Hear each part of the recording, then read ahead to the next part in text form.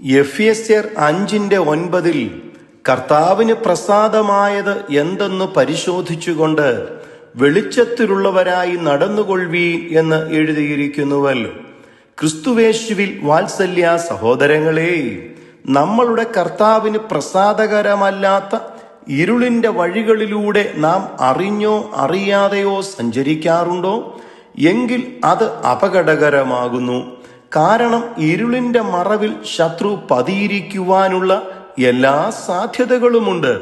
അതിനാൽ ദൈവം തരുന്ന മുന്നറിയിപ്പുകളെ നാം ശ്രദ്ധിക്കേണ്ടിയത് അത്യാവശ്യമാണ്.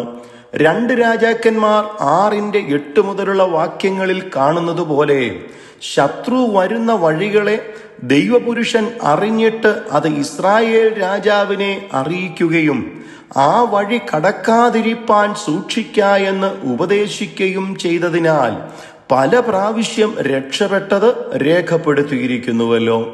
അതുകൊണ്ട് ദൈവവും ദൈവത്തിന്റെ വചനവും നമുക്ക് തരുന്ന മുന്നറിയിപ്പുകളെ ശ്രദ്ധിക്കുവാനും അത് മനസ്സിലാക്കുവാനും ദൈവത്തിന്റെ സന്നിധിയിൽ നാം ചെല്ലേണ്ടിയത് അത്യാവശ്യമാണ്.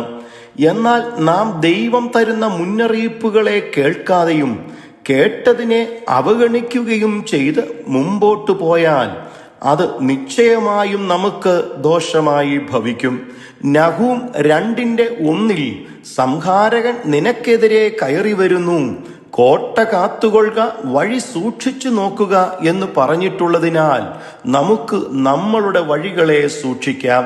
ശത്രുവായ പിശാച് കയറി വരുവാൻ സാധ്യതയുള്ള സകല വഴികളിൽ നിന്നും പിന്മാറി കർത്താവിന് പ്രസാദമായതെന്തെന്ന് പരിശോധിച്ചുകൊണ്ട് വെളിച്ചത്തിലുള്ളവരായി നടക്കാം.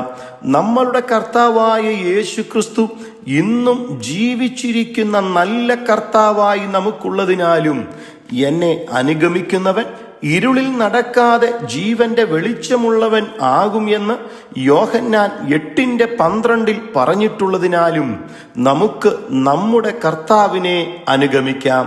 ദൈവം അതിന് നമ്മൾക്ക് അധികം കൃപ ചെയ്തു തരുമാറാകട്ടെ.